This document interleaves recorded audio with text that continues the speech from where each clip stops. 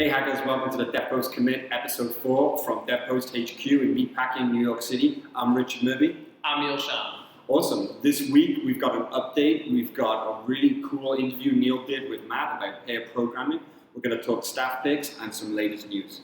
Absolutely. Neil, what's the update? What are you excited about? I'm excited for college hackathon season. It's the best part of the year, if you ask me. So starting in September, we're going to be hitting the road. First up is PennApps in Philadelphia. Then we're going to MHacks. Absolutely. I think the week after that, you're going to be in San Francisco for TechCrunch Disrupt. Yep. And the week after that, we'll be back here in New York for HackNY. That's a full month of hacking. Loads of opportunities. People build things, come say hi. Absolutely. We're going to have some Devpost swag for people? I believe we are. But you're only going to get the cool stuff, the really good stuff, if you show us your latest hacks. Cool. So we want to see those hacks. That's awesome. Thanks for the update. So let's run the interview. Absolutely. Today we got a special treat. We're talking to Matt Gerrior, one of our senior developers here at Devpost. Matt, today I thought we'd talk a little bit about pair programming. I don't really know what it is, so I was kind of hoping you would help me understand. Well, let me tell you about pair programming. Pair programming is when two developers come together to work on one piece of code. They can either do that remotely or in person. Doesn't really matter with technology these days, you know. Basically, you have your driver. He's the one doing the programming, he or she. And you have your navigator. They're the one kind of leading the thought process behind it and the design of the code. So tell us a little bit about kind of when you use pair programming and a little bit about your process. Yeah, so there's quite a few scenarios where we use pair programming here. One of the things for me is using it to strengthen my weaknesses. I'm not the best front-end dev in the world, and I know that. So I pair with some of the other developers here who are better at CSS so that I can learn from them. Also, if you're working through a tough bug, you know, there's always going to be someone that knows one portion of the system better than others. So you work through that together, and bringing junior developers up to speed on your code base is a really good use case for it. Cool. So do you see it as a way to sort of drive development faster, or do you see it kind of as a way to sort of help train and bring someone up to speed?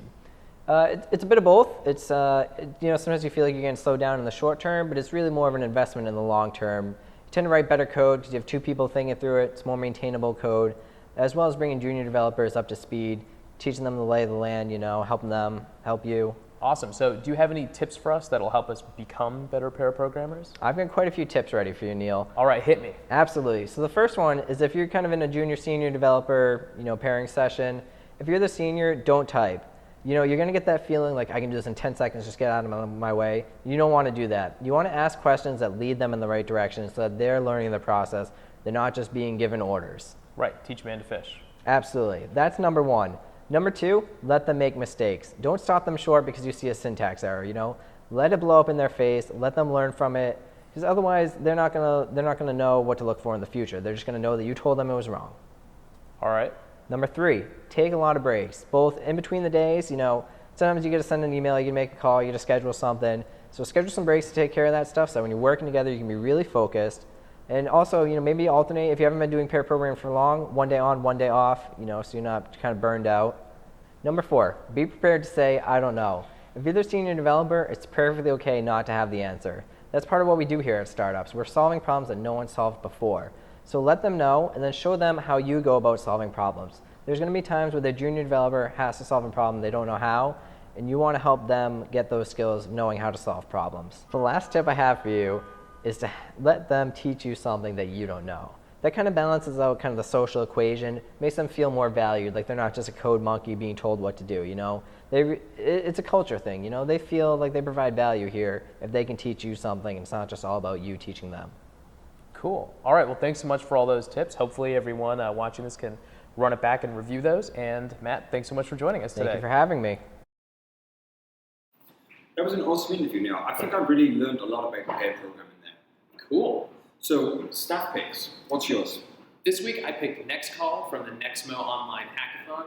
What's really cool about it is it's an Android app that actually tells you whether or not an incoming call is on the same network as yours, which means it would usually be a free call, or whether it's not, in which case maybe you don't want to answer it right then, or it'll even remind you as to whether or not you're sort of outside of your anytime minute. Oh, calling cool. zone. So it helps you like make better use of your minutes and kind of concern those things. Absolutely. That's really cool. Richard, what did you pick this week? So Metryx is my pick, and this is from Fox, Claudia, and James at HackDC, a high school hackathon that took place in DC last weekend.